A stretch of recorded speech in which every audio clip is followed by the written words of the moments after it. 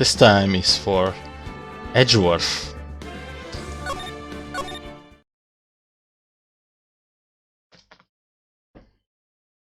The girl. Let her go.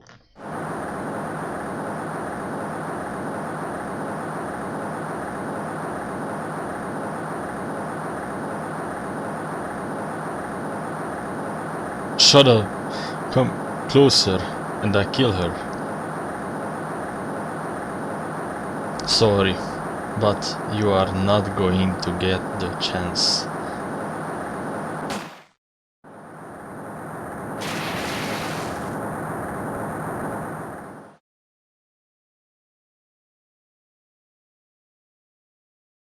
That's the intro.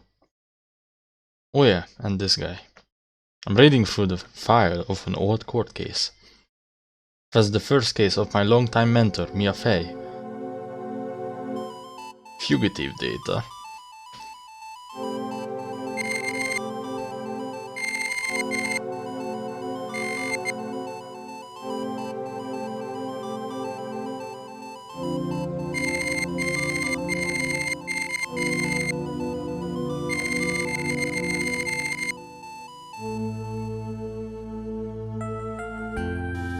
Her very first client was a death row inmate who had recently broken out of prison. That was a whole year before Mia and I ever met.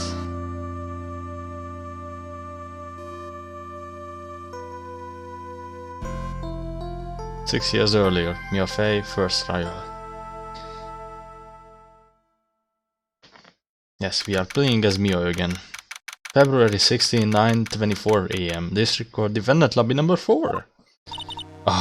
I'm so nervous. I feel like I'm going to die. I never should have accepted this case. Eek. Good morning. Don't be so jumpy, Mia. I didn't do nothing, I swear. I didn't kill nobody. Terry Falls, my first client. Sentenced to death 5 years ago and now a prison escapee. Just relax, Mia. Make small talk and try to relax him. So why did you escape anyway? I'm sorry. I didn't do nothing. I didn't kill nobody. I never lie. I didn't escape from nowhere. But Mr. Falls, dude, the police just recaptured you 2 days ago. Have you forgotten, dude? Sorry, I told a little lie. Oh boy. But anyway, I didn't do it. I never killed nobody. I'm sorry for asking, but you are on death row, right? I'm really sorry. They sentenced me to die 5 years ago, but I was strict, I tell you. That woman, she lied in her testimony. That's why I got the death penalty. I swear it, I didn't kill her. I could never do that. 2 days ago, he escaped from police wagon and it crashed. Then about 8 hours later, a policeman was murdered before the police could recapture him. The police believe that Terry Falls did it. After you escaped, did you meet the policewoman? Yeah, I did. She's the reason I escaped. So that much is true. Did meet with the victim. But I didn't kill her. She was alive when I left. She was alive. It's true. I can't trust him, right? I mean, I should. Ha! You're not going to figure out the truth by just staring at the guy. Why are you here? I came to see how our little kitten was doing all alone in the big scary lion's den. I thought maybe you would like someone to play with. Where is Mr. Grossberg? Ha! That old man is probably still in bed. I bet he's clutching an empty bottle and mumbling in his sleep. Aren't I good enough? After all, it's me, Diego Armando. I didn't say so. Diego Armando, the finest attorney at Grossberg Law Offices, is here for me? No. You've got it all wrong. Today, you're the finest. After all, it took an amazing amount of guts to take this case. Imagine, an escaped death row convict for a first client. Yeah, thanks. I sure wish I could get out of it though. Ha! Relax, I just heard some good news. The prosecutor for today is fresh out of his diapers as well. Really? However, unlike a certain somebody, who I won't mention, he's earned a reputation as a genius since beginning his law career. Genius? Well, it's about time to head in, kitten. Sharpen those gloves of yours, it's go time. Sorry to the confinement cell, as for the condemned must be a world's loneliest place. And that's what my client ran away from. Every other lawyer gave up on him, but not me. When I saw those overflowing eyes and heard a simple childlike voice, I just had the feeling that he was telling the truth. February 16, 10 AM, District Court, courtroom number 4. There he is, the god himself. Not this guy. Court is now in session for the trial of Terry Froze. The defense is ready, Your Honor. The prosecution has been ready for a while, Your Honor. I understand the lawyers for both sides are newcomers? Yes, Your Honor. I'm Mia Fey. Miles Edgeworth, Your Honor.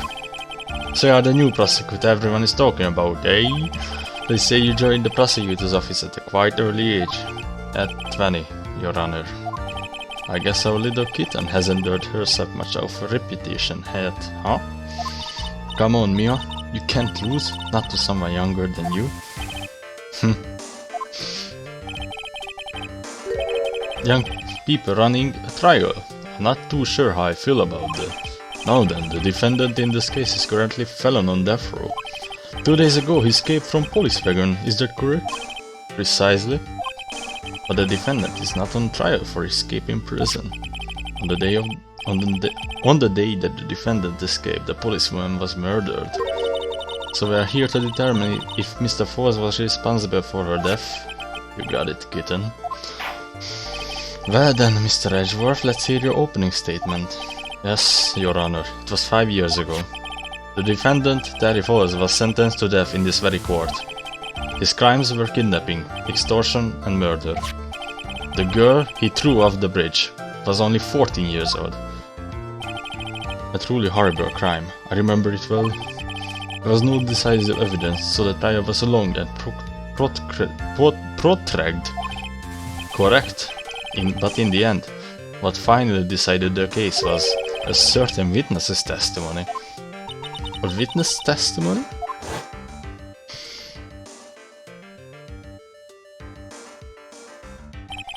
The testimony of Detective Valerie Hawthorne, the person who confronted this criminal.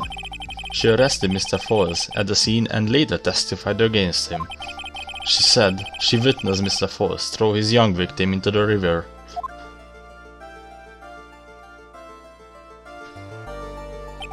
For those who are not aware, Eagle River is well known for its powerful current. Most bodies that fall in are never recovered. So Miss Hawthorne's testimony was one that put him away. The policewoman you just mentioned, that wouldn't be exactly the victim, the same woman that was killed 2 days ago.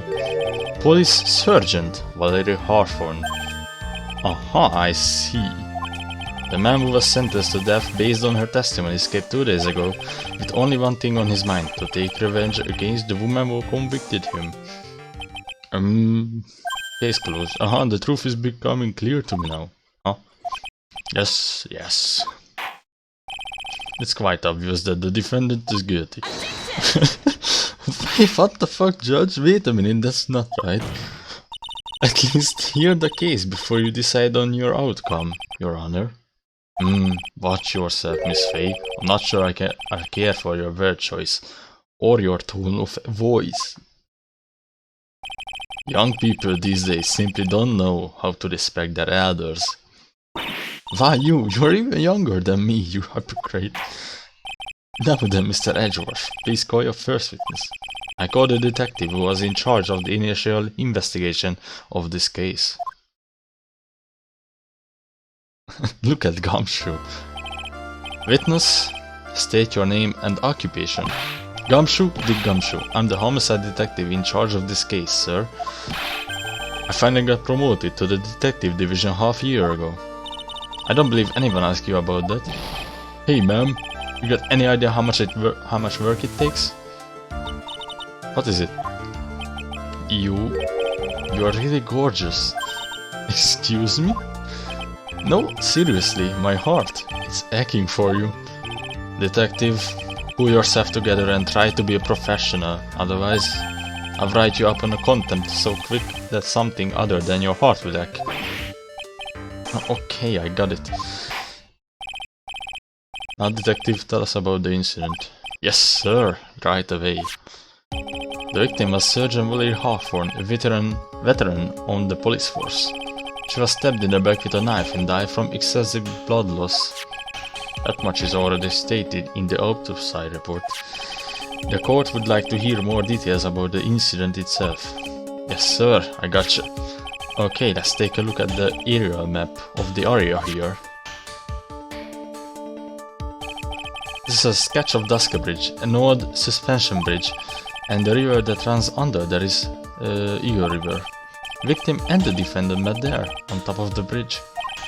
After stabbing her in the back, the killer carried the victim back to his car. He was recaptured at the police checkpoint, as he was trying to make his getaway, sir. I see. Was the victim's blood found on the bridge? The victim, Sergeant Valerie Hawthorne, was wearing a thick coat, sir. Unfortunately, no traces of blood were found on the bridge. Mr. Edgeworth, I warn you that I absolutely despise conjecture. If there was no blood on the bridge, then you have no proof that they even met there. Your Honor? If you would listen to the testimony we have prepared, I'm sure you will be convinced. The two of them most certainly did meet on the bridge that day. Why, Mr. Edgeworth? I'm not sure I like you wagging your finger at me as though I were some hooser. Detective, proceed with your testimony. Yes, sir. Here we go, Mia. Hang on. Okay, now, listen carefully, kitten. One little mistake and this guy will drink you for morning tea. Trust me and get ready. Gumshoe or Edgeworth? On the day of the incident, an unknown person phoned the sergeant and asked to meet. Sergeant Hawthorne went to Dusky Bridge at the designated time and met with Mr. Hawes, and that's where she was brutally murdered, sir. The criminal stuffed her body into his car trunk and tried to make a getaway. Mr. Hawes was arrested at police checkpoint we set up at the base of the mountain. Well, you certainly have established the importance of the bridge. Naturally. Now, would the defense please hurry up and proceed with the cross-examination? Yes, Your Honor, cross-examination coming right up. Hey, settle down there, kitten. If you keep trembling like that, you're gonna make me spill my coffee. I'm not trembling, it's just cold in here. The courtroom can be a cold battlefield, right? Especially for a beginner. I don't need you to worry about me, I mean the defendant, the witness, everyone's a beginner, yeah. Ha! You got me there. Maybe you should keep your claws out and show them what you got, kitten. It's okay, Mia, stay calm. Just remember those court procedure videos you stayed up and last night and watching. Stayed up last night watching.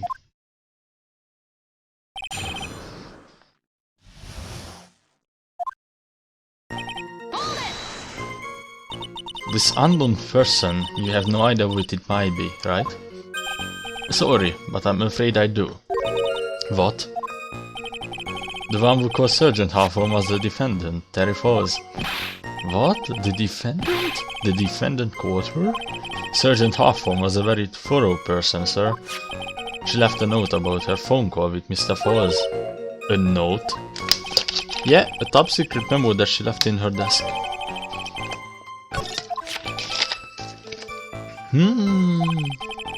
According to this note, it seems the one who called her to the beach was indeed the defendant, Terry Falls. Whose bright idea was it to keep that note from me? Looks like the judge is even more sure of his verdict now. Listen up, never ask a question if you don't already know the answer. Is the detective what he said? He's the one that said unknown person. Hey now, don't make that face at me. I just said it that way because the prosecutor told me to. Was that a trap? With that cute face, I didn't expect it to be so sneaky.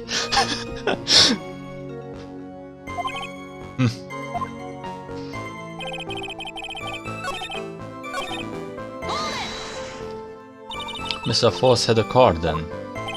Well, the bridge is way up in the mountains, ma'am.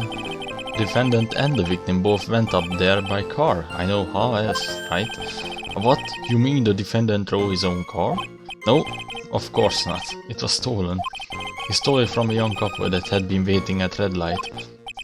Car thieves? I'm not sure how I feel about car thieves. Is this guy sure about how he feels about anything? This is a photo of the stolen car's trunk. Naturally, that's the body of Valeria Hawthorne in there. Whoa, that doesn't look too comfortable. The victim, she was stabbed in the back, correct? Yeah. Huh. For some reason, men always seem to get stabbed in the back. We're talking about the woman here. You can't tell from this photo, but the knife was stuck in her back nice and firm. The condition of the body when it was discovered is very important information. Detective, was there anything strange or noteworthy in the trunk of the car? Here's a photo of the trunk, but I don't see anything strange, do you? Anyway, there's the scarf, dude. Witness!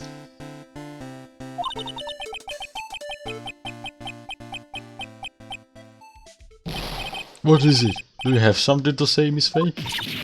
Sorry, I totally forgot what I was going to say. This is the first time I ever had to actually address someone like that. You should have picked this before coming to court. Honestly, Miss Faye, I'm not sure I like this. Say there, little kitten, want a piece of my coffee candy? Candy? Well, you are still too young to be drinking real coffee. Come on, Mia, shake it off, you're a lawyer. Detective. Yes, ma'am. This photo. You said that there was nothing peculiar about it, is that correct? Yeah, that's what I said. Well then, I suggest you to take another look at the note written by the victim. The note. It very clearly says, wear white scarf for identification. The caller must have forgotten what the victim looked like, thus this special request. I have one very simple question for you, detective. Where is the white scarf? I can't seem to find it in this photo. Well, to be honest, we didn't find it in the trunk, man. And you stopped there? You should have looked for it.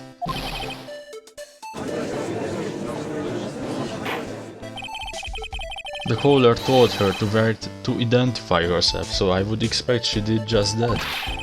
Well, Mr. Edgeworth, what do you have to say about this? I see the defense is little lacking. The scarf you are searching so desperately for? Is it this one, perchance? Where did you find it, sir? On Dusky Bridge. I was there first and decided to conduct my own investigation. Why? Why didn't you tell me? I made a decision to keep all pieces of evidence in my personal satchel. It's the safest place I know. That hush sure is a flair for the dramatic. It's not exactly white, as the caller requested, but as you can see, it's close enough for what it was intended for. It looks like it spent some time in the mud. Not surprising, it was drizzling on the mountain that day. Prosecutor Edgeworth, he was intentionally hiding the scarf the whole time. The court will accept the scarf into evidence. Now, if the attorney for the defense is finished embarrassing herself, I would like to move on with the testimony. That is alright with you, isn't it, Miss Faye? Boy, would I like to wrap this scarf around this schmarmy little neck. Very good. Now if we are done with this mud cover scarf business, the prosecution moves to establish conclusively and with hard evidence that Miss Hawthorne and Mr. Falls did indeed meet on the bridge that day. Further, we will show exactly what occurred there. That sounds quite promising. I can't wait to hear all about it. Everything is moving at his whim. Don't forget, kitten. There's a reason why everyone considers this kid a genius. Genius, huh? He really is. A genius. Events on Dusk Bridge. Actually, there's an eyewitness who was there when the incident took place. This photo was accidentally taken by the witness. It shows the Vic wearing the scarf, sir. It was dazzling that day. Unfortunately, it's a little hard to see what's going on. Anyway, the criminal shoved the victim down from behind and stabbed her in the back. That must have been when the scarf fell off. Looking at this photo, you really get the sense that this bridge is very high up. It is about 40-foot drop from the bridge to the Eagle River down below. Sergeant, who took this photo anyway? Let's just say that it was a well-intentioned third party. Aha, a potential witness. So why isn't this person in the courtroom? Well, they said they absolutely did not want to testify. The person in question is very delicate, Your Honor. Besides, as long as we have this photo, we see no reason to compel them to testify. I'm not sure how I feel about that. So, as you can see, Terry Falls had both the motive and the opportunity. I think it's quite clear at this point what happened on that bridge. Aha, the truth is becoming clear to me now. Guilty. Yes, it's quite obvious. He's clearly guilty. Not again, Judge, what the fuck? That's not fair. I haven't even done my cross-examination. What do you mean,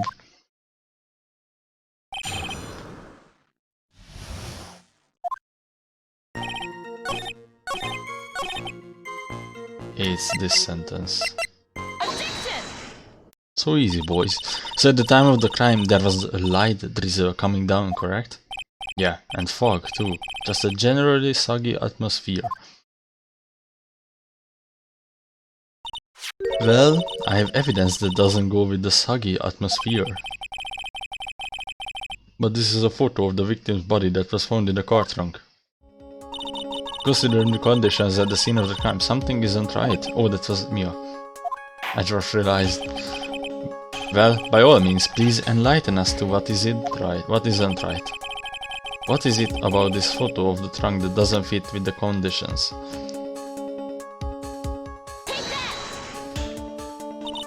Naturally, the answer is right around here, I think. Well, Mr. Edgeworth? It seems to me that Miss Fay could use a trunk herself. What? One that she could hide all her bitter memories from this trial in, that is. Oh, you truly are a genius. A genius of sarcasm and wordplay. Oops, it looks like I really put my foot in my mouth that time. Just relax, like, lick your wounds clean, and then go after him again, kitten. No matter how bitter the memory, it can never be as bitter as dark black coffee. Alright, Mia. You got to think harder this time. Are you fucking joking me? Like I pressed on this? Naturally, the answer is right here. Yeah, what's the difference? It's just 1 centimeter away. Oh my god, how this game actually works. Oh, you have to present that corner of the picture, not that one. Fucking shit. They can't figure out what I'm thinking or what? I hate this. Victim's coat. As far as I can see, there is nothing strange about it. That's exactly what's strange. Record the testimony, you dude. What were the conditions on the bridge that day? It was drizzling and foggy. Dusk Bridge was all wet. If the victim really had fallen down on her stomach on the top of the bridge, then the front of her coat should have been covered in mud. That's exactly right. The other day I fell on a muddy street and my gorgeous play of bird was befooled. I do admit that the crime scene was quite wet that day. However, that doesn't mean that the top of the bridge itself was muddy. If your honor had fallen in the shower instead of a muddy street, your glorious hockey bird pride of the legal league would be wet, but not muddy. Fortunately, I've yet to test that. Still, your point is well taken. Can you prove that the surface of the bridge was muddy that day? The surface of the bridge, huh? Ha! A real man wouldn't stand for a taunt like this. Neither would a real woman. Of course I can. Here is the evidence that proves the surface of the bridge was muddy. The evidence is this scarf. Oh, it should be obvious. If the scarf fell onto the bridge and got this muddy, it means that the bridge was obviously covered in mud. Those eyes of Edward. No, I can't be outwitted by this novice bimbo. Hey, same to you, buddy. Hey, oh, Miss Faye's assertion makes perfect sense to me. I do admit that there appears to be a contradiction between the condition of the victim's coat and her scarf. However, the real question is, why is there a contradiction? Huh? For every contradiction, there is an explanation. Let's look at what the explanation in this case may be, shall we? Alright, sounds like he's really giving me a choice here. You're doing pretty well for a little kitten. Mr. Armando, no matter what he says, a contradiction always comes down to a lie. It's either the victim discovered in the trunk, the witness's photo showing the defendant and the victim, or the witness's testimony that stated she saw the moment of the murder. Just relax and think it over. It's pretty simple, isn't it? The false evidence. It's one of those three. What you said just now, I'm not sure I like that. That wasn't me, Your Honor. It was the coffee aficionado over here that said it. This court is not in the habit of accepting false evidence, you know. Blame it on him, Your Honor. He's the one trying to slip false evidence into court. But we won't let him. We'll expose his evidence as flames is scam, it really is. Yes, the false evidence in this case is the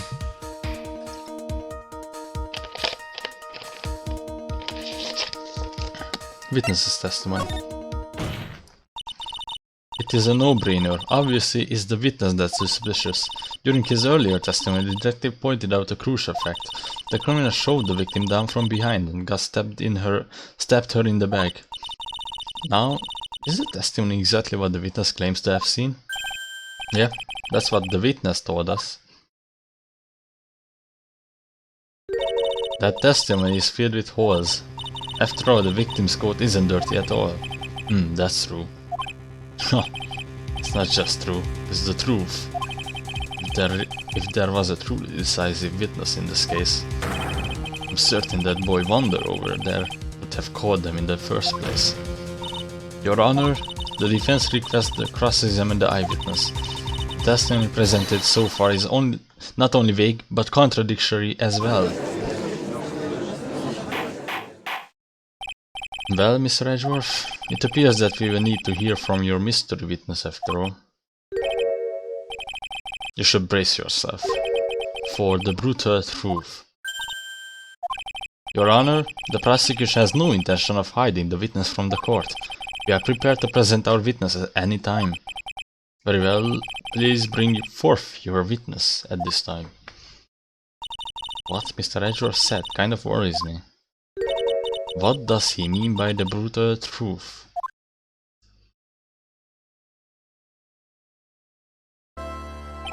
Now, let's proceed with the testimony. Mr. Edgeworth, please go right ahead. Thank you, Your Honor. The prosecution summons the woman who saw the events that day with her very own eyes. This is it, Mia. The battle begins here. Witness, what is your name and occupation?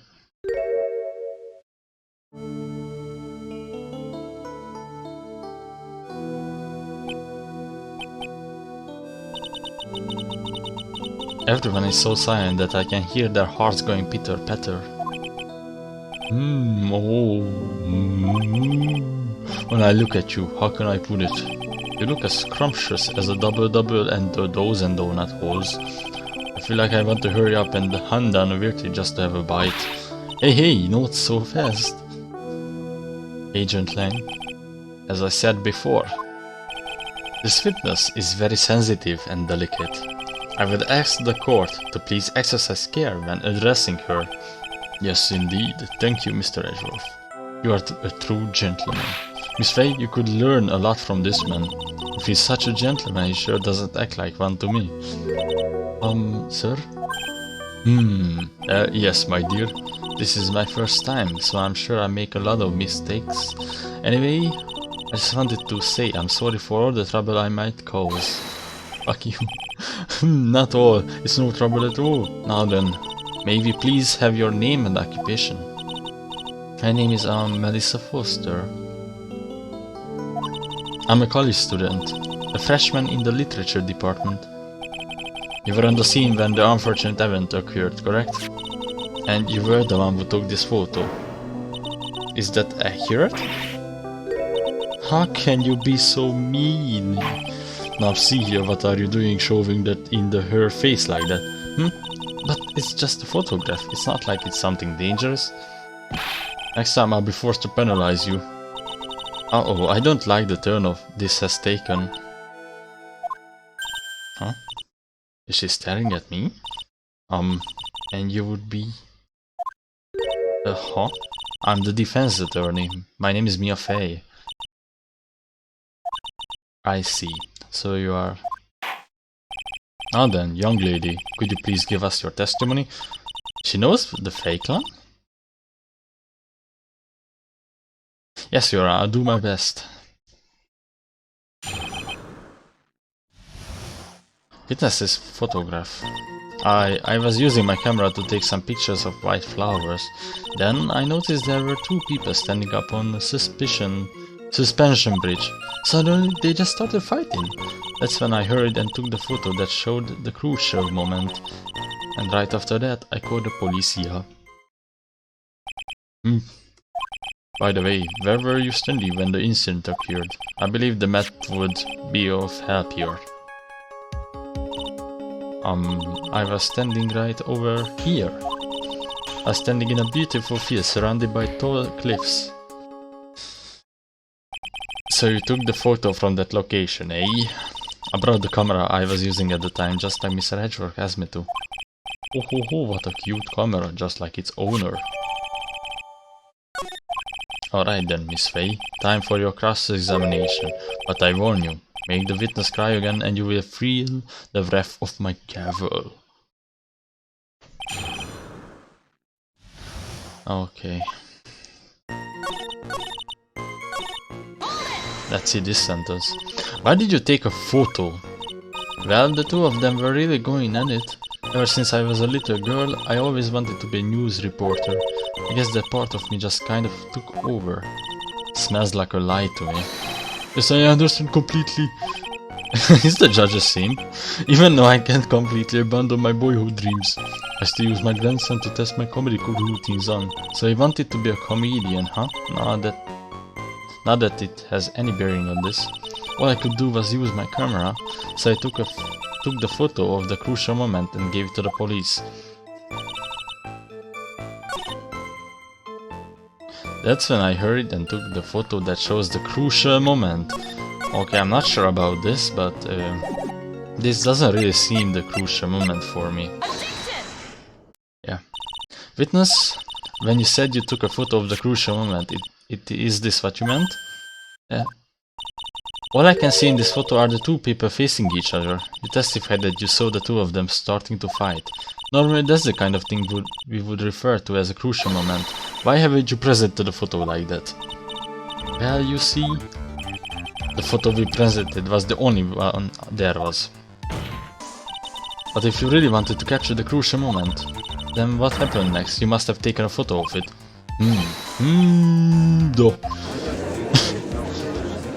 Oh, Court 2002. My apologies, young lady, but Miss Faye's assertion is not without a certain amount of merit. He can certainly downplay a situation, can he? I'm sorry, I'm a very bad girl. I used it all up, the film I mean. You're out of film? Yeah, this photo was the last one. What the fuck? Unfortunately, this is the truth. I personally examined all the photographs she took that day. All the other photos are of the witness herself, playing among the wildflowers. The witness herself? Then who took the photos? Well, you see, my camera has a timer feature built into it. So you took photos of yourself? I remember taking some photos of myself once too, but please no details. It seems that Miss Faye's assertion was not so decisive after all. Wait, just a minute. Well, if she had no film left, she couldn't very well take more pictures, eh? Miss Foster, perhaps then you could tell us about the different sort of photos of the incident that you took with your very own eyes. Mr. Edgeworth, you're quite the poet. Very well then, let's get back to the cross-examination. Let's hear your thoughts on the fight that you witnessed. Yes, Mr. Judge. Boy, this guy is really sucker for sweet talk. Huh. It looks like the other kitten in the room is the one that's getting all the attention. It's sickening.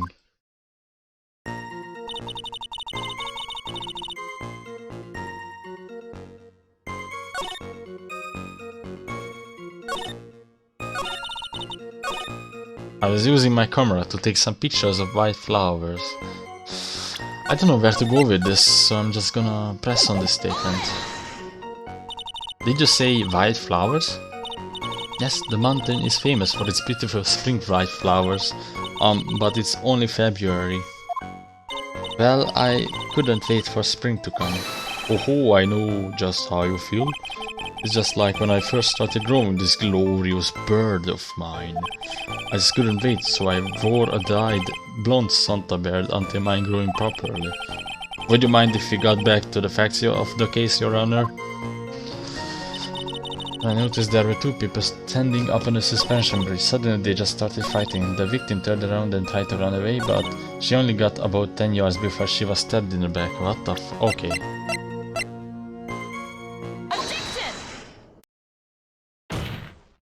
Witness! Your testimony is a joke! Huh? What? But I just... Miss Faye, I thought I warned you not to make the witness cry. One short testimony and two bad contradictions. There's no possible excuse. You see there were two contradictions? It's simple. Just take a look at the diagram of the area. According to her testimony, two of them were in the middle of the bridge. But if they were, and the victim had turned around and tried to run, well then, she would have hit a dead end.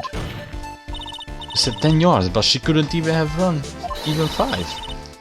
Because Dusk Ridge is collapsed on that side. Here comes the ultimate argument, counter-argument from Edgeworth. What does all this mean? It's very simple, Your Honor. This charming little witness told a charming little lie. That's all there is to it. This beautiful young lady has been lying to the court? Just a moment, Your Honor. Mr. Edgeworth. Your Honor, allow me to personally apologize for the confusion. What do you mean? There's one major mistake in this diagram. What did you say? What are you referring to? It's all because this diagram was made after the incident occurred. It's a very old bridge. We couldn't find any official blueprints of it. So you're saying? I'm saying that even though this bridge is currently in disrepair, there's no evidence that can prove that the bridge was broken during the incident. That's ridiculous. You can actually tell the condition of the bridge from this photo. You can't, I mean. I apologize to the court for not being more clear when I presented the evidence. Huh, that guy's good. Huh? What do you mean? He planned it from the very beginning. He's a genius, alright? The diagram of the bridge was his insurance policy. I don't know, I don't remember what voice I gave to, you know, the coffee maniac. I think everyone knows Diego Armando is the twin brother of Godot. What? That coward! Well, Miss Faye, it seems you have once again made a reckless accusation. I'm so sorry, I should have been more careful myself. No, it wasn't your fault at all. Now then, shall we go on with the trial? I would like to establish once and for all what it was that the witness actually saw. Indeed. Alright, young lady. May I ask you to please proceed with your testimony, please? But it's so hard to go on. We are all on your side, Miss Foster. There's no need to worry. Just tell us what you saw. Yes, sir.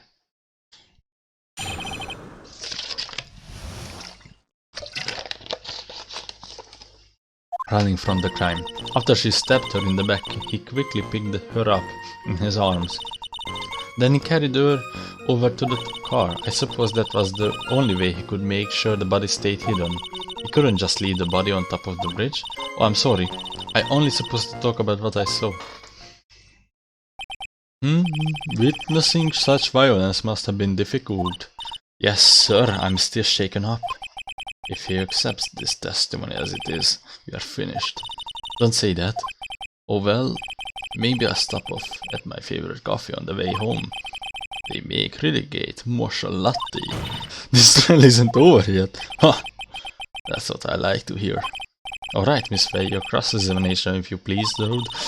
The contradiction is staring you right in the face, Mia. Go on to attack. I don't know if it's the third or fourth statement. Let's see again. That was the only way he could make sure the body stays hidden. Alaska Bridge map, there's the Eagle River. A killer not wanting his victim to be found, I can understand that. However, the idea of moving the body for that purpose is clearly odd. There was a much easier way to make sure the body wasn't found. He knows. Well, what is it? Take another look at the map of the area and you will see how. There's a river right below the bridge. Earlier, Mr. Edgeworth pointed out something interesting about the river. For those who are not aware, Eagle River is well known for its powerful current. Most bodies that fall in are never recovered. Ah. In the kidnapping case 5 years ago, the victim's body was carried away and never found.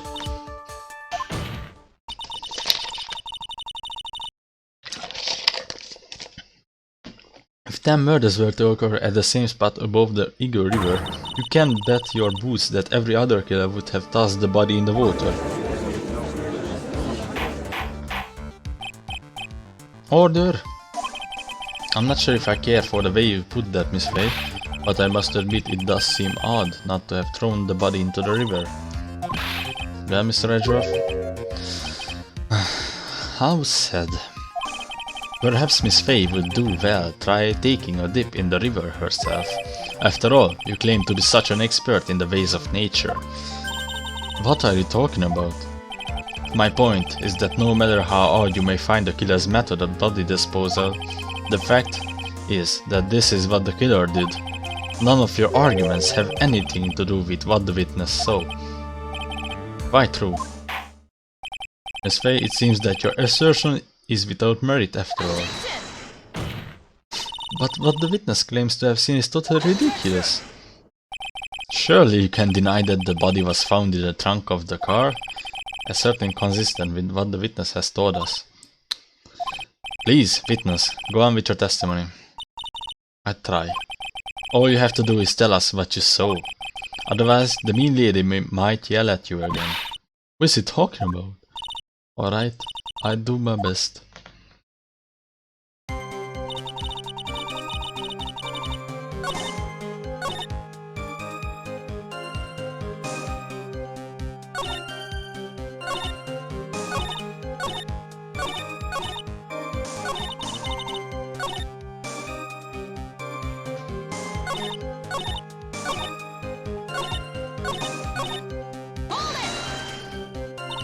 What did the man do then? Well, naturally he got in the car and was about to flee. That's when I came to my senses. I said to myself, we have to call the police here. And so that's when you call the police. Sure that you saw all that with your own eyes? Yes, I'm 100% certain.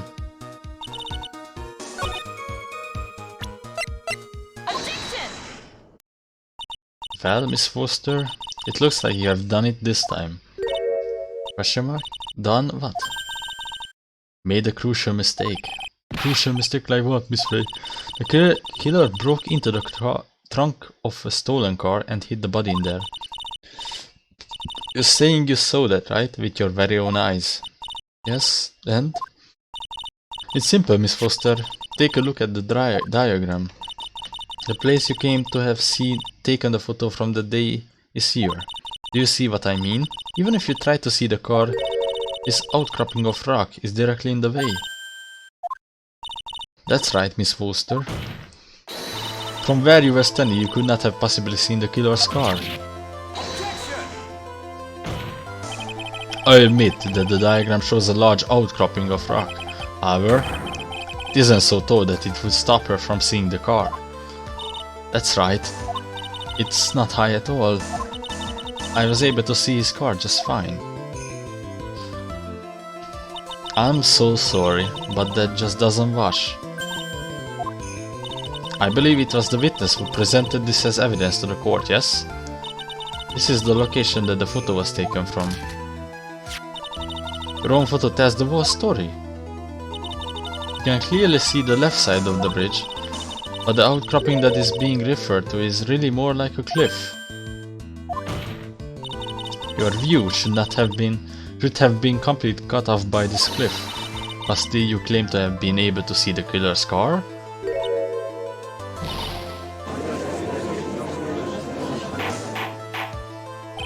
Order in the motherfucking court. What is the meaning of this ballyhoo? Your Honor, don't jump to any hasty conclusions. The fact that the escapee fled in the stolen car was reported on the news. After witnessing a murder, I'm sure you can appreciate that the witness was very upset. She must have heard about the stolen car and convinced herself that she saw it. But she was repeatedly warned before starting her testimony. She was told to testify only about what she saw with her very own eyes. Oh, Magister Judge? Oh, that's Melissa. What is it? I think I must have remembered things wrong. Hey, wait a minute, you can't just say that. Miss Faye, no one on the face of the planet is perfect, except Von Karma. Yes indeed, quite true. You know what they say, to err is human, to forgive divine. I'm inclined to give the benefit of doubt to our witness here. What the f... That's not fair? Huh. Save the tears for later, kitten. Mr. Armando, don't look back until the trial is over. Now is the time to go forward. But that wasn't fair. Okay, kitten, you need to relax.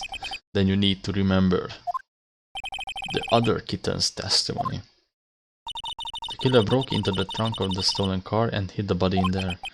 So tell me, how did she know that? How did she know that he broke into the trunk? Uh-huh. Well, Miss Foster, until you can explain how you know that, you're going to have a lot of very suspicious people on the side of the courtroom. Well, witness? Well, I'm certain that he broke into the car because there were marks left on the trunk lid. I'm certain they were scratch marks from where he broke into it. What? Let me see that photo. It's true, these certainly look like stretch marks around the keyhole.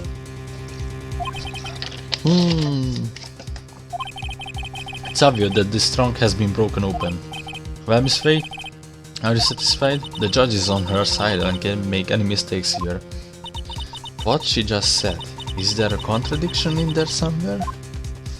It doesn't work. Melissa Foster, it looks like you have finally betrayed yourself. Boss?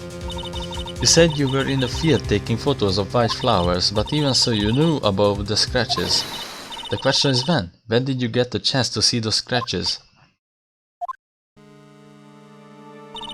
Finally! Finally got her. Ha! I'm getting pretty tired of waiting over here. Then perhaps it would be faster if Miss Fey explained herself. Your Honor, there's only one possible explanation. The reason the witness had seen the scratches was she put the corpse in herself. There's only one way the witness had the chance to see those scratches. Yeah? What is it? Naturally, when she opened the trunk and stuffed the corpse in herself.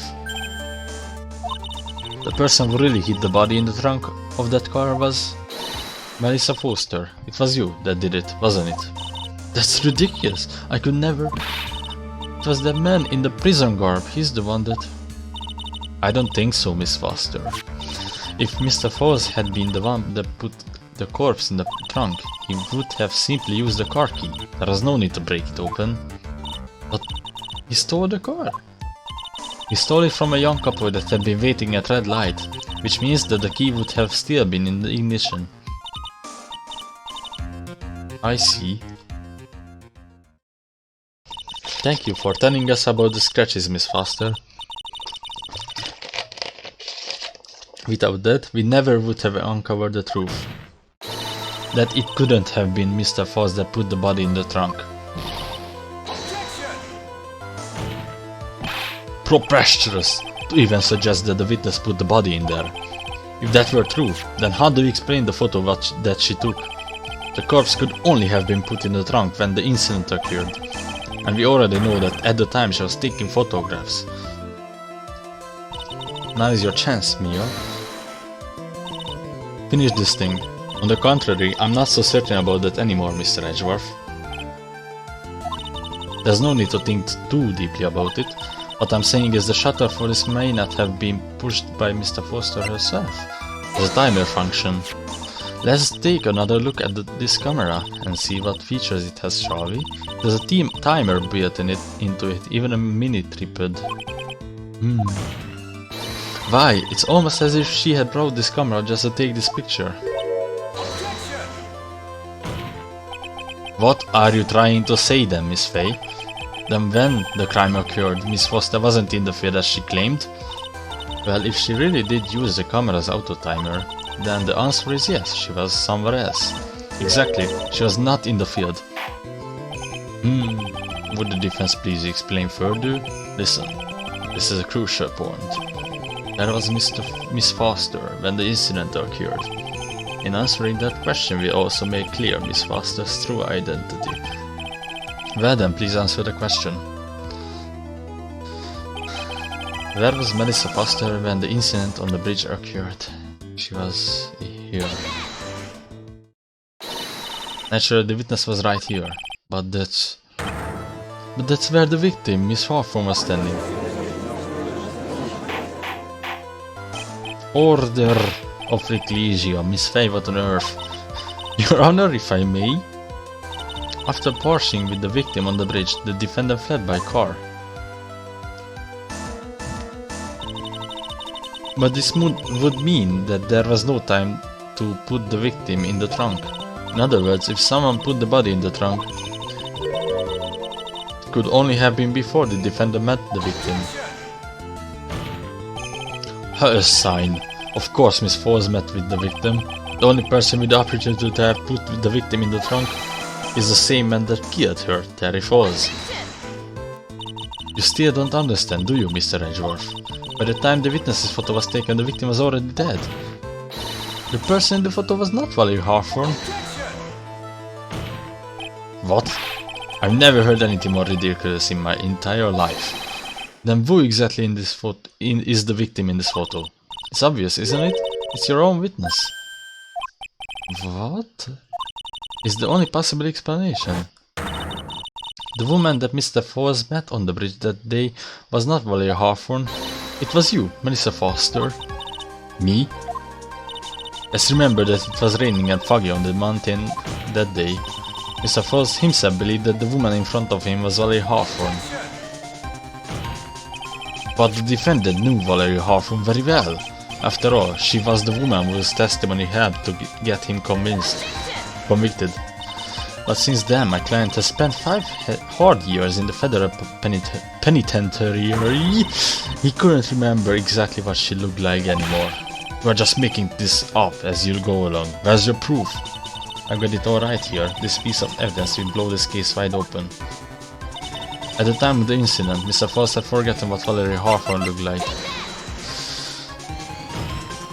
Mr. Foss had forgotten the victim's face. That's why he needed some piece of identification, namely this muddy scarf. Oh, it was Mr. Foss who requested that she wear this scarf to identify herself. That's already been proven by the note the victim left. In other words, as long as you were wearing your scarf like yes, anyone could have pretended to be Valerie Hawthorne. Well, what do you have to say to that, Melissa Foster? She collapsed? She collapsed.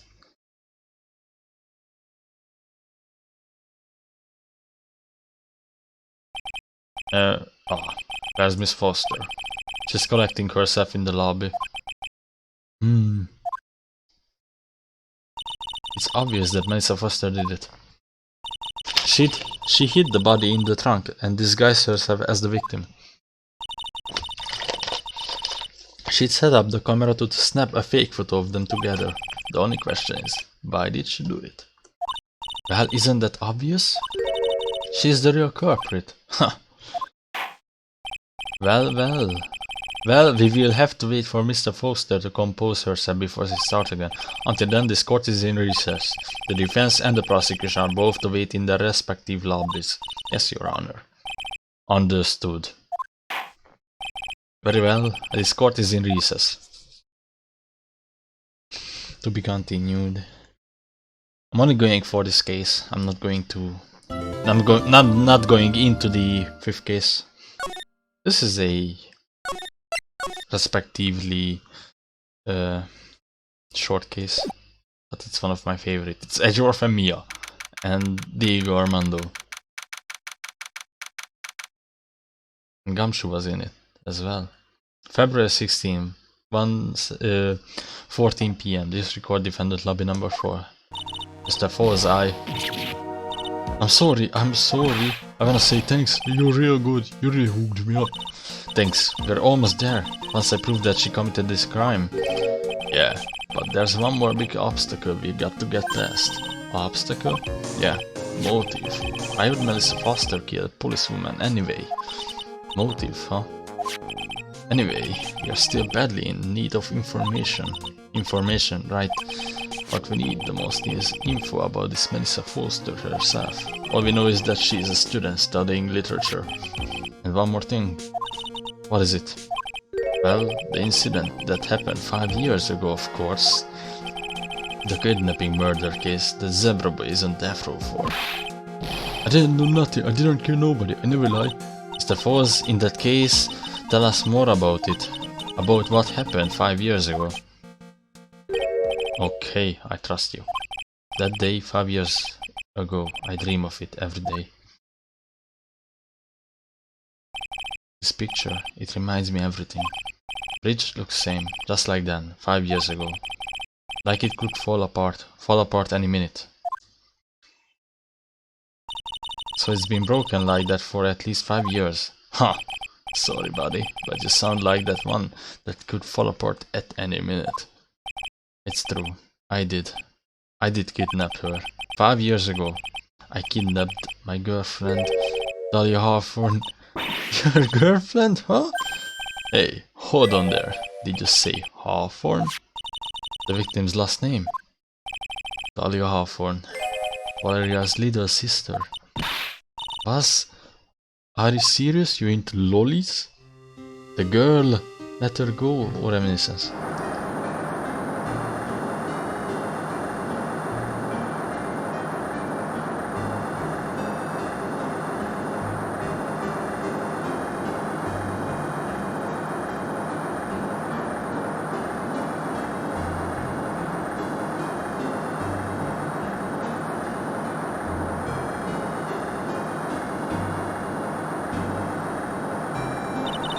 The detective back then was Valerie Hawthorne.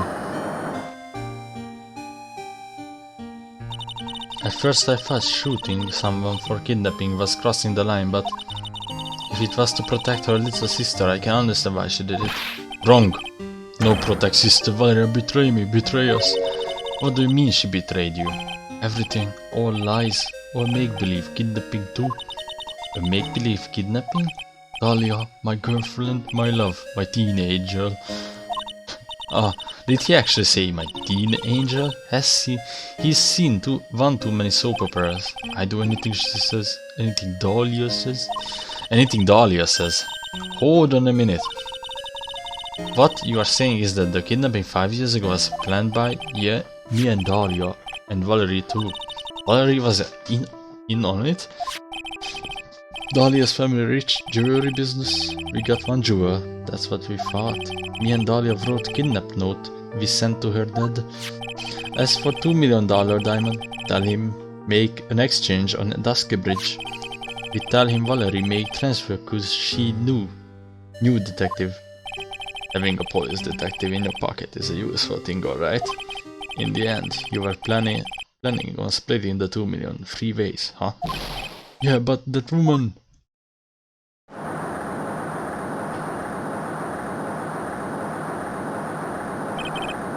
That woman, Valerie, she do it for real. She shot me for real. Me and Dahlia. Bang. I was shot in arm, Dahlia. She jumped in river.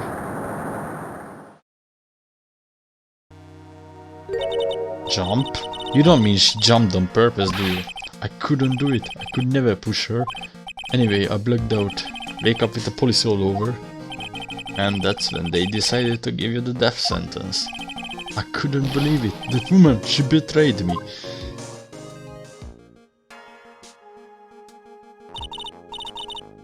That man, Terry Foss, he killed her. He threw her off the bridge. He threw my beloved sister into the roaring river, 40 feet below. I know the conclusion of this case, but let's just... did Valerie Hawthorne know about that? That her... Actually, I'm going to finish this thought later. These 5 years, all I wonder is why? Why did she lie? That's all I want to know. So that's why you caught her. You wanted to hear the truth from Valerie herself. Yes, but I forgot what she looked like. So I tell her to wear a scarf. I don't want to hurt her. Just ask why. Why did you lie? Why did you betray me? I just want to hear answers come from her mouth, that's all. So that's why you made a crazy escape like that. Just one thing, Zebra boy. My senses are tingling all over. Tell me, Mr. Falls, where is it? Huh? Where's what? Come on now, kitten. The ransom. The $2 million diamond. Remember that now? Did you give it back to Pops? Did the police take it? I don't know. Huh? You don't know? No, really, I don't know. It's gone. With Dahlia. With Dahlia. That day on the bridge. Dahlia put it in the backpack.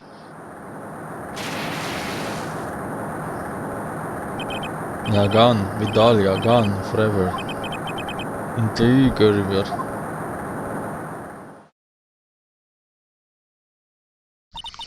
It disappeared with Dahlia, huh? Wait a minute. You can come back in now. We are about ready to go.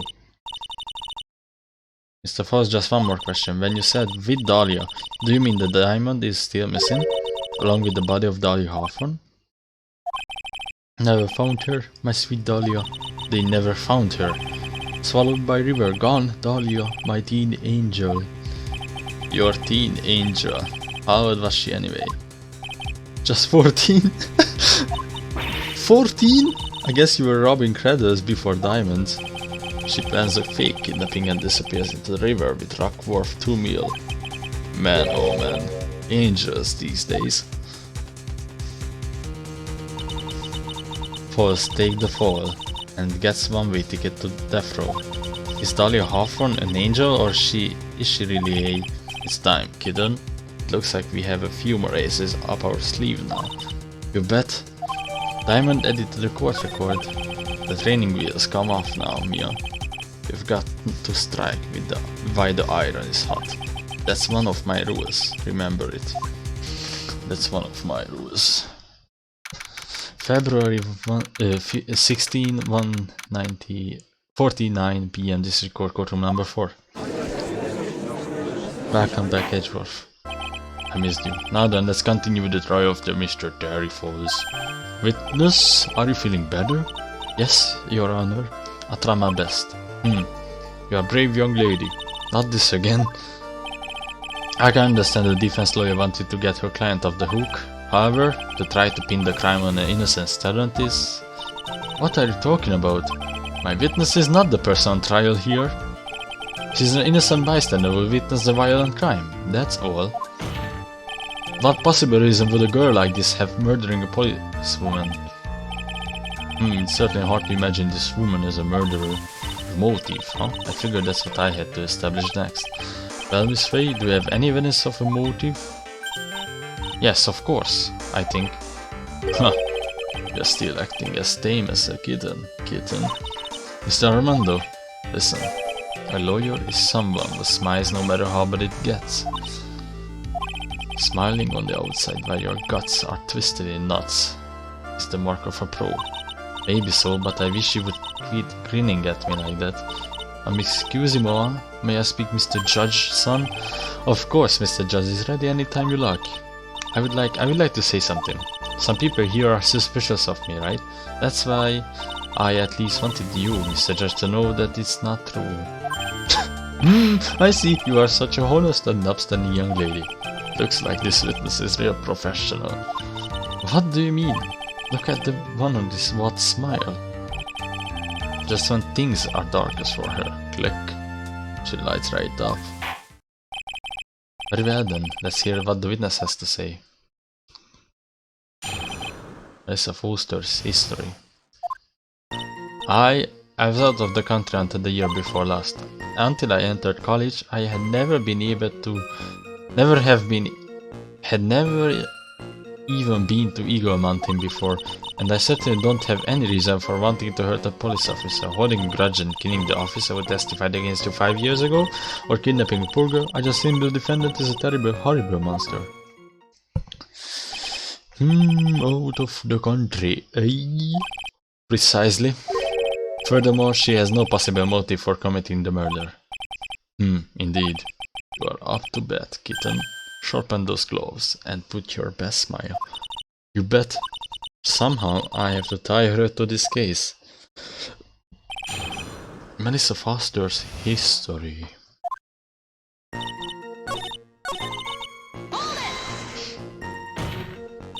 Perhaps, but your behavior that day was very suspicious. Not only have you contradicted yourself here in court, but you know things you shouldn't. For example, the scratches on the trunk of the car. Well, that's... Unfortunately, Miss Faye, your last statement proves nothing. Oh really? And why is that? The witness came to the police station once to identify the suspect. It's entirely possible that at the time an officer showed her this photo. That seems like a rather serious mistake. Huh. That's the oldest trick in the prosecutor's book. That's not fair. That wicked inmate, I'll never be able to forget that horrible day.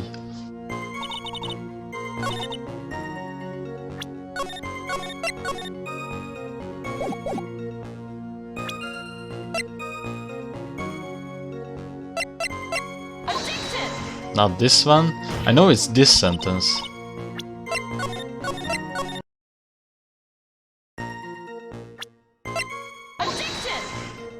The fuck, guy?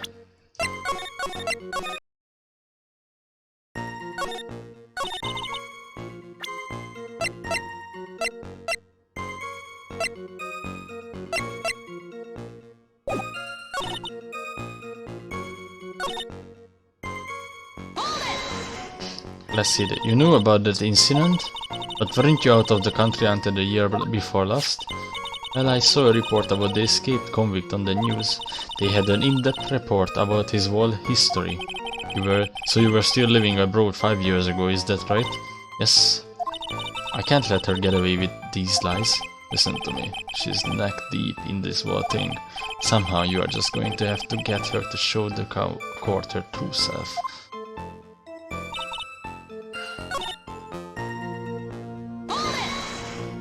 And that's what I have to prove. What made you decide to go to Eagle Mountain anyway? I just love being outdoors, picnics, hiking, you know, that sort of thing. You don't look like much of a hiker to me, but you do like a digger of sorts. But Eagle Mountain is a 2-hour drive from here, and trains don't run through there, I guess. There are plenty of mountains that are closer and easier to get to. Well, I went there once with a college hiking club. I fell in love with its stark, desolate beauty and its cold yet romantic gloominess. Didn't know you were such a goth. By the way, what's the name of your college? The prosecution objects to any question that involve the witness's private life. All that matters is that she is a material witness to a crime. The witness doesn't need to respond to questions that are clearly malicious in intent. Thank you, she's really gone too far. This way. You're treading on the thin ice here. I hardly said anything. Talk about sensitive.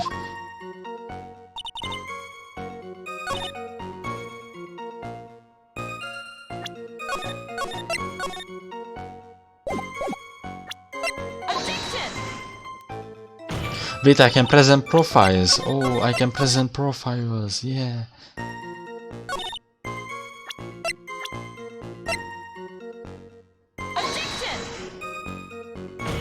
What? Am I getting a new statement or what? Or I have to press these?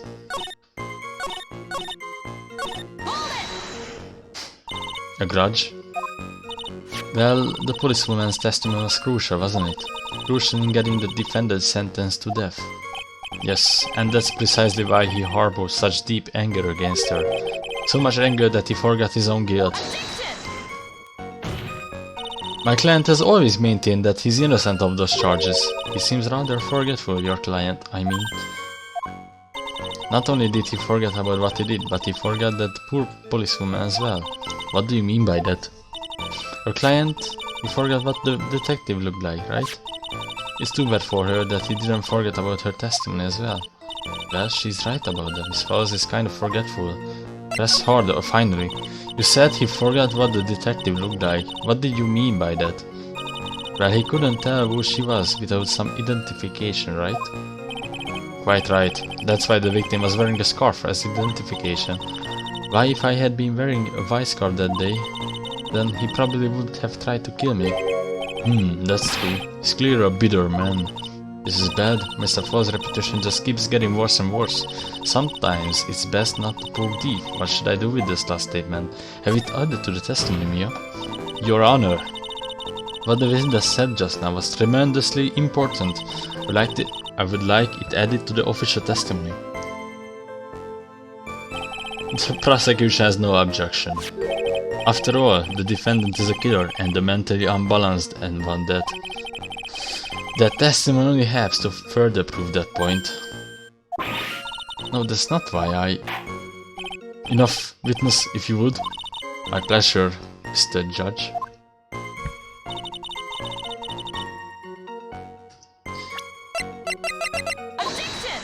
Finally, witness, I want you to look at this photo you took.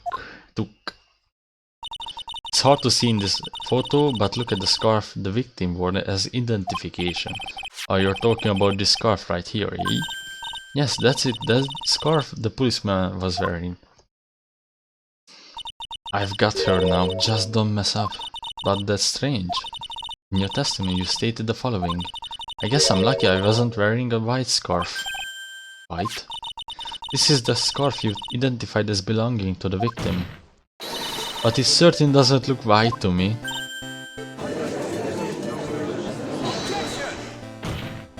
Well, it was foggy that day, and it was raining as well. It's not surprising that she mistook it for white. Sorry, but not this time. The witness just confirmed that this was the victim's scarf. Yeah, but what's the significance? It's true that the scarf doesn't look white, but there's only one explanation for this mix-up. The reason why the witness thought the scarf was his white?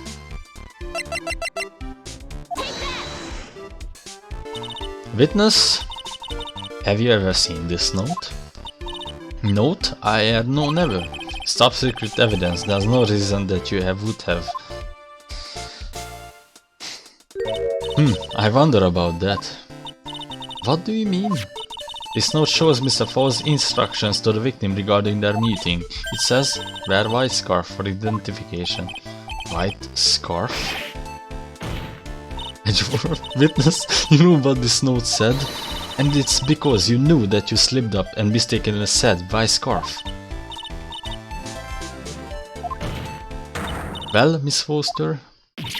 No.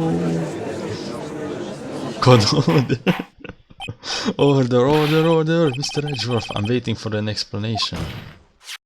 I'm quite sure this note wasn't leaked to the public. And yet, this witness knew exactly what the note said. At the time of the murder, the number of people that knew were quite limited. Terry Falls is one. The person who wrote the note, Valerie Hoffman, is another. And finally, one more person. Did you say one more person? That's right, a person that no one would have suspected. Have you figured it out, kitten? Yup. The third person that knew the contents of this note was Edgeworth.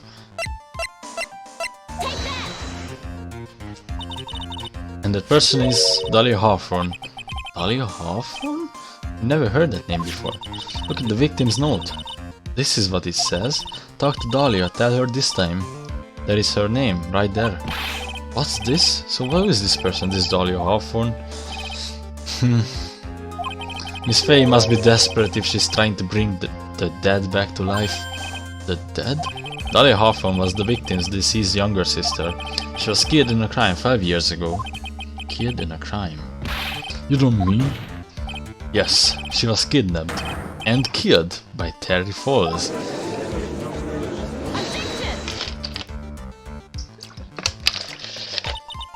You said she was killed, but was she really? What are you implying? Of course, people thought she had died 5 years ago, when she fell off the Dusk Bridge and was lost in Eagle River. However, her corpse was never found. She was declared legally dead 5 years ago. As far as the law is concerned, Dahlia Hawthorne is officially dead. But the fact remains that her body was never recovered. Dahlia Hawthorne was 14 years old 5 years ago. If she were still alive, she would be 19 now. Melissa Foster. I believe that's the same age as you are. Even you couldn't. Miss Faye, you are not saying. But I am. That's precisely what I'm saying. This witness before us is the girl that was kidnapped and killed 5 years ago. This girl is in fact Miss Dahlia Hawthorne. Was? Ha! Nice work. That was like tossing a grenade into free alarm fire.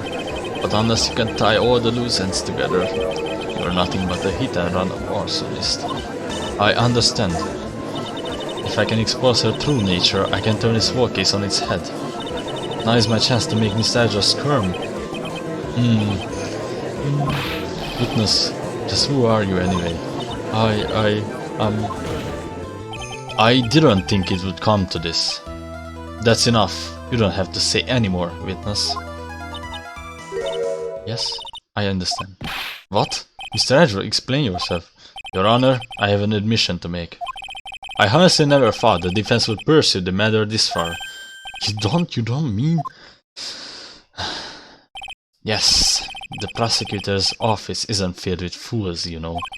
Naturally, we conduct a full background checks on all of our witnesses. What did he say? It looks like the kid knew. He knew the true identity from the get-go. No way, but then why? If you hadn't revealed her secret, he wasn't going to say anything about it. All he wanted was her testimony, so he made a little trade. Let me introduce you to the victim's younger sister, Miss Dahlia Hawthorne. But I thought she died 5 years ago. We thought so as well, but well, as you can see. Why? Why did she hide her identity for 5 years? That has nothing to do with the current case. She was merely an accidental witness to a crime. Accidental? I don't believe that for a minute. For the last 5 years she's been playing the role of a victim. And now we find her acting suspiciously at the scene of the unearned crime. Really, Miss Faye? I must say your strategy here is painfully obvious. You're trying to pin your client's crime on an innocent witness in order to win. At any cost. How dare you? Please, let us take a moment to think. 5 years ago, the girl was kidnapped and nearly killed. But even worse than that, 5 years later, Dahlia Hawthorne lost something much more precious, her big sister. Miss Faye must be insane to even suggest that she murdered her.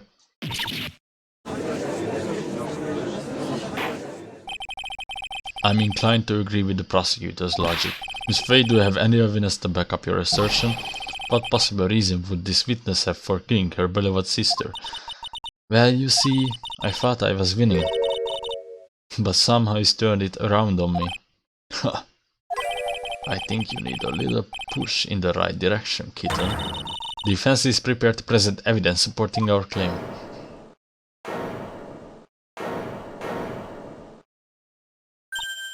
That was... oh. It was this guy, this crazy coffee addict. I think we have heard enough empty threats from you, old man.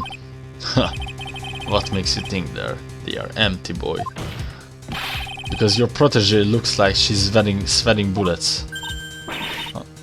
I'm sweating bullets. You think you are in a tough spot, huh? Of course, aren't I? No. You have just arrived at the moment of truth, that's all. Whether you win or lose, that's up to you. Up to me? The rashness of Yav, how charming. This coming from someone younger than me. Now then, let's not waste any more time, Miss Faye. What motive would this witness have for murdering her own sister, Valeria Hawthorne? Victim's note, I guess. The story starts after Terry Foss escaped. He called Valeria and told her he wanted to meet. This is the note she left. It says, talk to Dahlia. Tell her this time the whole truth must come out. Valeria Hawthorne gave Dahlia a warning. She told her she was going to reveal the whole truth.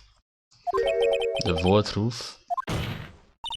There was a dangerously important secret between Valeria and Dahlia. That's the reason Dahlia felt she had to kill Valerie, to keep her mouth shut permanently. A terrific story, Miss Faye. If you like fiction, that is. Enlighten the court, Miss Faye. What was this secret that was so important? Where's your evidence? Dahlia and Valerie Hawthorne and Terry Foss. There's only one important secret that connects them all. Oh yes, I know this secret. Your Honor, the defense would like to request further testimony.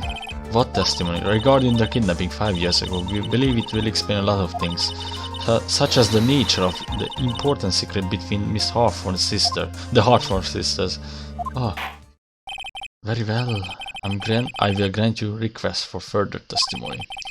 I know it will be painful for you, but you can enlighten us once more, my little maple leaf.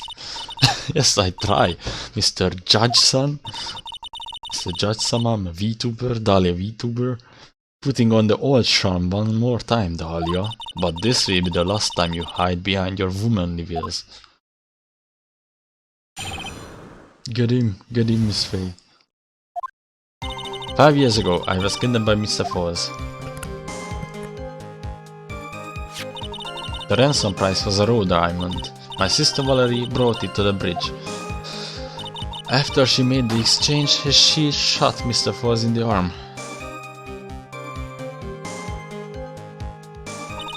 That's when Miss Foss tried to kill me by shoving me off the bridge from behind. I survived, but I was afraid I might be kidnapped again for my family's money, so I decided to change my identity and start a new life. The kidnapping left her emotionally scared. With her sister's help, she left Hawthorne family and started all over again. And we are to believe after all that she murdered her sister? Preposterous. Thank you, Mr. Edgeworth, Miss Faye. Yes, Your Honor, as you have heard, the witness is still traumatized from the kidnapping. I'll ask you again to be extremely gentle in your cross-examination.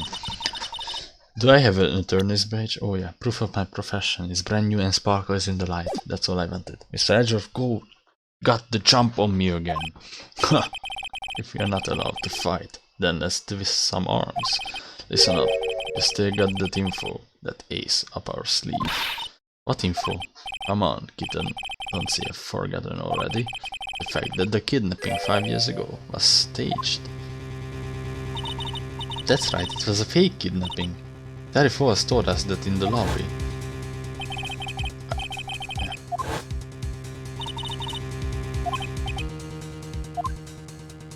Yes, that's it. The fake kidnapping is your best shot, Mia. That's her secret. Fucking misleading intro for this cross-examination. That's not what you have to search for. That was faked. It's this one.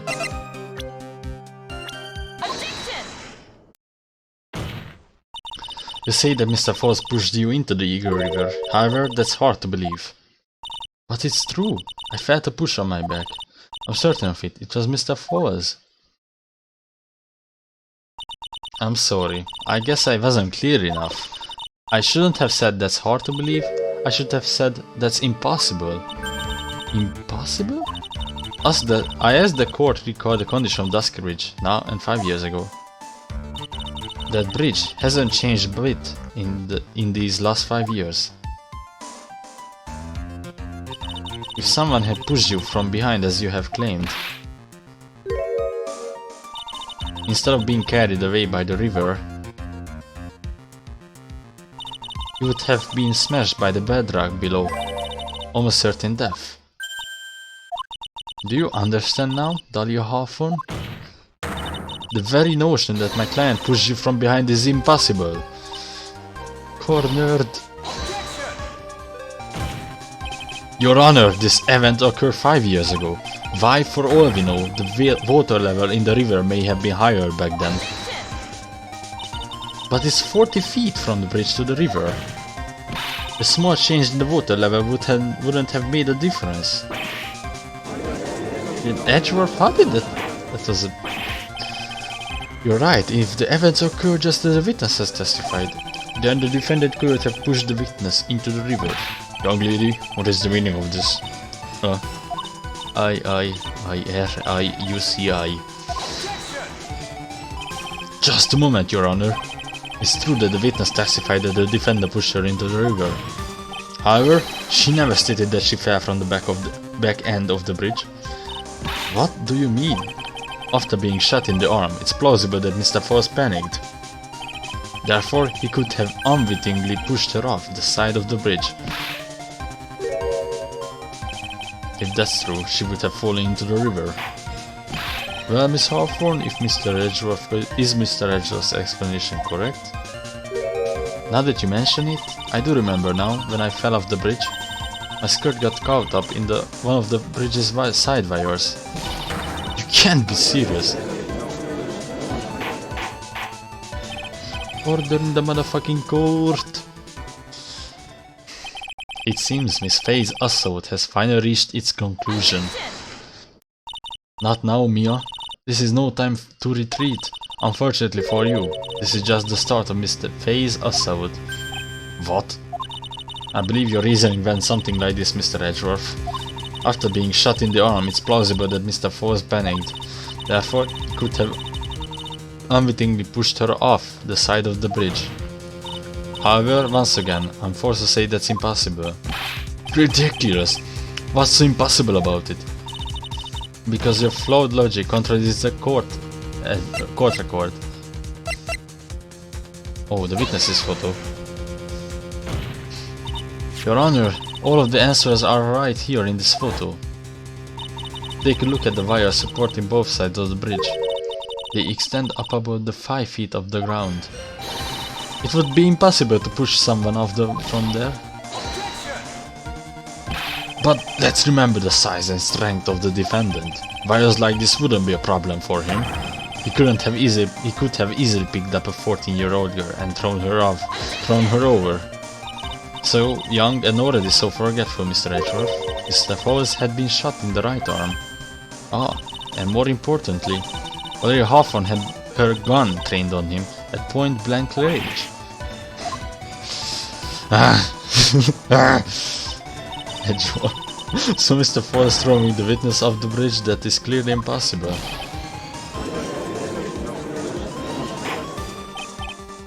Order, what is the meaning of this? Dahlia Hawthorne, you jumped into the Eagle River intentionally. What? What is this? Indeed, what do you mean by such a ridiculous remark? Yes, it's ridiculous. My sister was there to help me. She had her gun and handcuffs. She could have saved me. Jumping into a raging river like that would have been suicide. Perhaps, but still, that's exactly what you did. You were probably confident that you could handle the swift current. Even more so, the witness had much more compelling reason for jumping into the river. Oh, then what was it? What was so important that she had wanted to jump into the river? The witness is still alive. This fact also alone explains everything. This is why she risked her life by jumping into the rapids of the Eagle River. 5 years ago, something has disappeared along with Dahlia that day. The item that Valeria brought up the mountain with her, the $2 million diamond. No, it can't be. Yes, Dahlia had it all planned from the beginning. The $2 million, she was going to keep it all for herself. She forced Mr. Fowles to help her fake the kidnapping.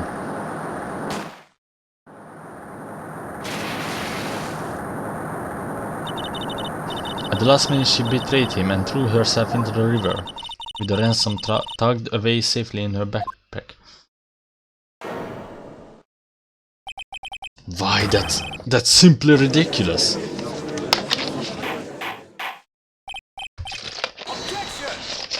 Your Honor, 5 years ago the witness was only 14 years old.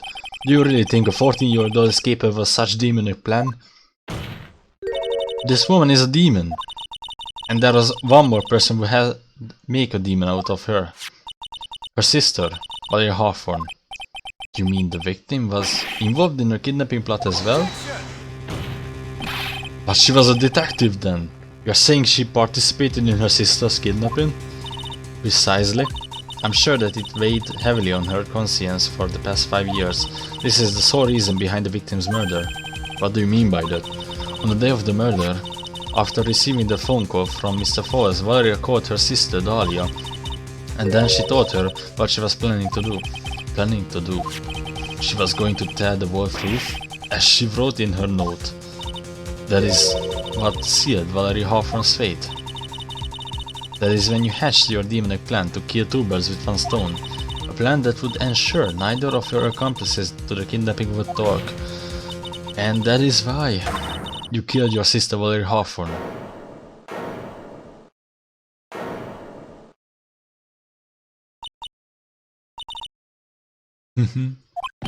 Who is that laughing at the time like this? Forgive me, it's just hilarious. Witness? Is that you? You amaze me, woman. Is me a fae? You can certainly weave an exciting tale. Naturally, you have the evidence to back it up, don't you? Evidence? Evidence that I planned the kidnapping, of course. That at 14 I plotted it with Mr. Fowles and my sister. Well, And one more thing. What happened to the $2 million diamond? If you can't provide evidence to at least show that... well, Miss Faye? I don't know. What a joke. You, Miss Faye. Are you stupid or something? How can I prove a fake kidnapping that happened 5 years ago? I don't even have decisive proof of Valerie Hawthorne's murder. But it seems that we have come to the end. To be honest, the witness's behavior does raise certain suspicions. However, I am forced to reject the assertions made by the defense. Of course you are. Is this it? Is it really over? That girl has made a fool of me and there's nothing I can do about it. Huh. Without evidence, the trial is over? Who decided that? Mr. Armando? Come on now, kitten. Haven't you figured out that you can make your own rules? For example, even if there's no evidence, there's still testimony. Testimony. On the day in question, Dahlia Hawthorne murdered her sister, Valeria Hawthorne. She hid her body in the trunk of Mr. Fall's stolen car and then went to meet with him. Disguised as her sister, Valeria Hawthorne. That's what you think, right? Yes, that's right. In that case, there's only one answer, right? There is only one person left who can testify about Valeria Hawthorne's murder. Since there's no proof, there's only one thing left to do. Who is the one person who can testify to the demon's woman crimes?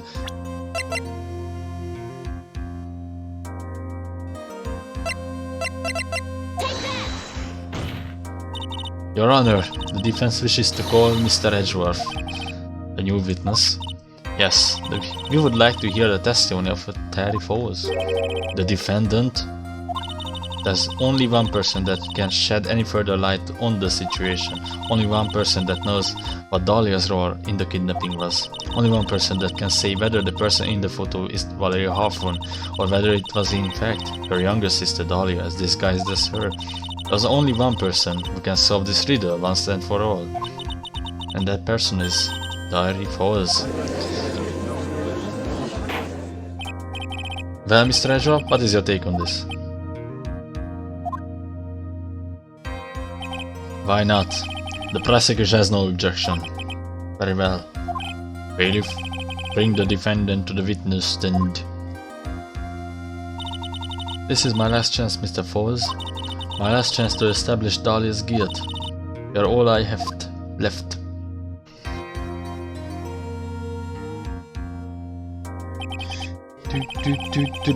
Is this from the first game? I already forgot. Defendant, you have heard everything that's been said up to this point. Yes? I don't believe it. No way. Dahlia died 5 years ago. Valerie betrayed me. Mr. Fowles, I don't know what she said to you 5 years ago, but one thing is clear. Dahlia is very much alive, and you were used for $2 million. That's not true.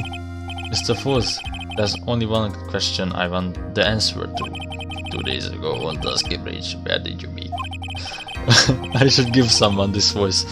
What is it? Was it Valeria Hawthorne or was it Dahlia Hawthorne? To Apollo Justice, I guess. Dahlia, did you betray me? 5 years ago she promised never ever betray each other. Terry, Dahlia, it's true.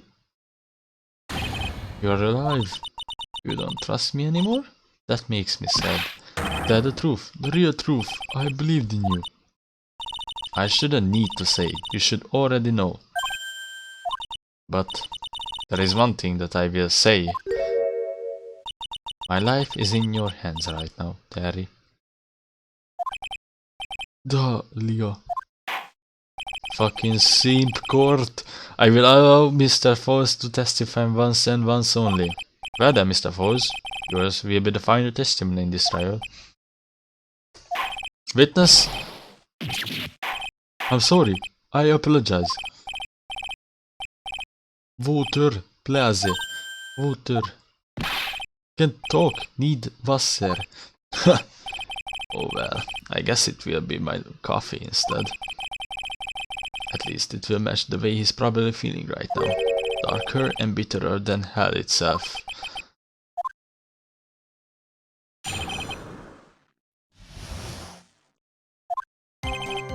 That day, 4 PM, I stopped the car. I was in front of the bridge. She wasn't there, so I waited on bridge. I watched my car from bridge.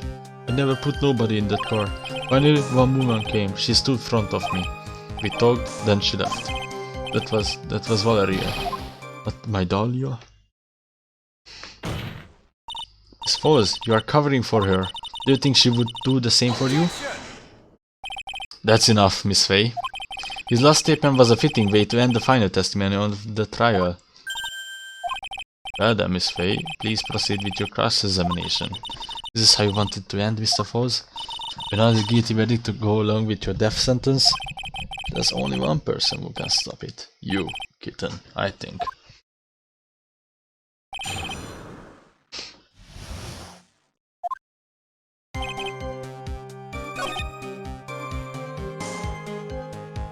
She wasn't there. The fuck?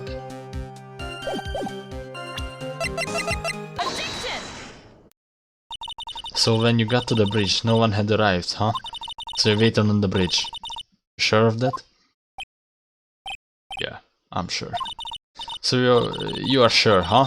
Then I'm sure too, Mr. Foles. I'm sure that you are lying. Huh?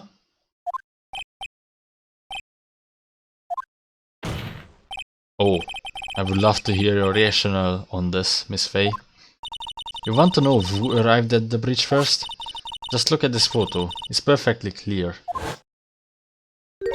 Obviously the person that came first would be the one at the end of the bridge, right? But that's the victim at the end of the bridge. Precisely my point. In other words, Mr. Foles, you must have arrived at the bridge after she did.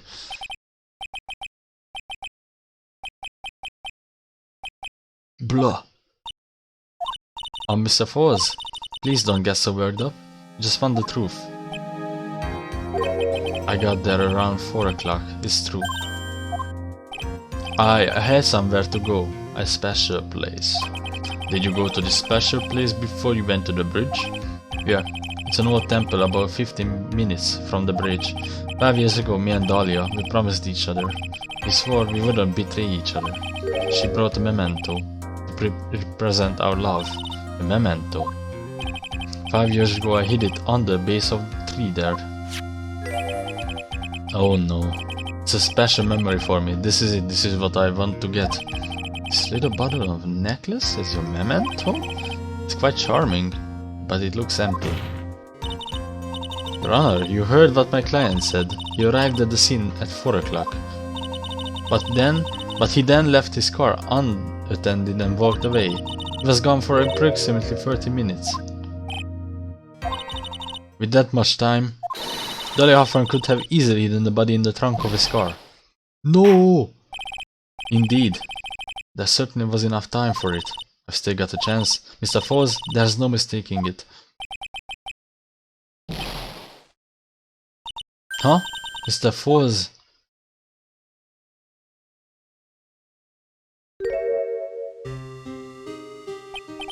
That's enough, please. Witness?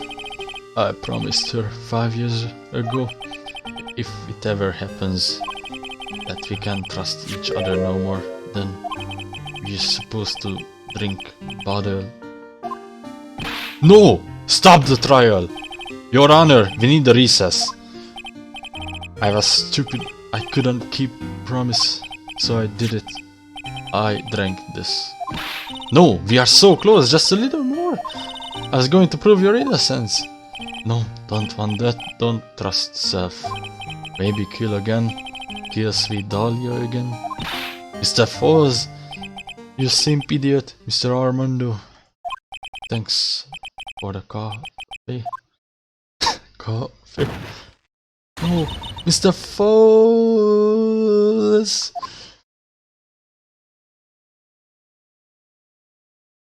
And they just stand there. Because the spriteware wasn't really 3D. Weren't. Now it's finally grammarly correct. And so my first trial ended, suddenly and tragically. It ended with no winners, only losers. When I first heard about this, that Mia Fey is going to go up against Edgeworth, I was like, okay, Edgeworth is gonna destroy her, because he was undefeated until he met with Wright. But no, apparently a tie is not considered to be a lose, so it's still undefeated, I guess. It sort of makes sense, but I thought it's gonna win. I ended up with a wound that got so deep into my soul I thought it would never heal. I'm sure it was the same for the young prosecutor as well.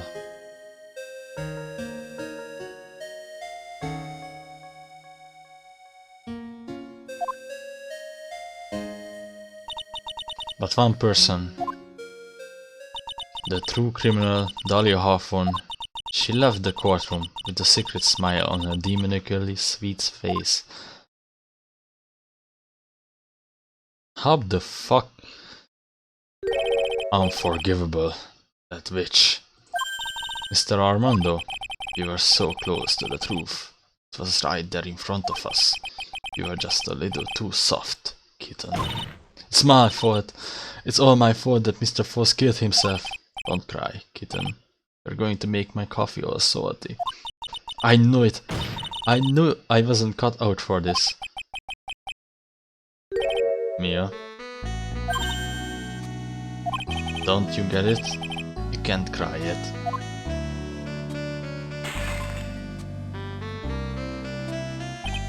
The only time a lawyer can cry is when it's all over. Mr. Armando? This guy is so cool. No matter how tough the case, no matter how bitter the memories, they always fade over time. Then you file them away and eventually forget them.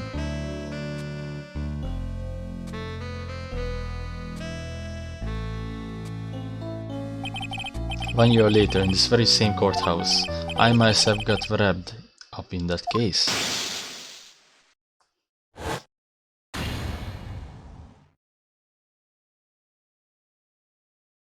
And this was Furio Tiger. Mia's second client was Furio Tiger, disguised as Phoenix. Only after that did Dahlia Hawthorne get put on a trial for her crimes. The verdict that was ultimately handed down to her was guilty, of course. Naturally, when the verdict was read, she had a perfect angelic smile on her face.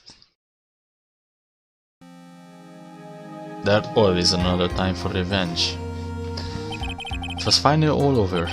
At least that's what I thought at the time. Unfortunately, I couldn't have been more wrong. It's been 5 years, but now something has happened that's made me remember all this.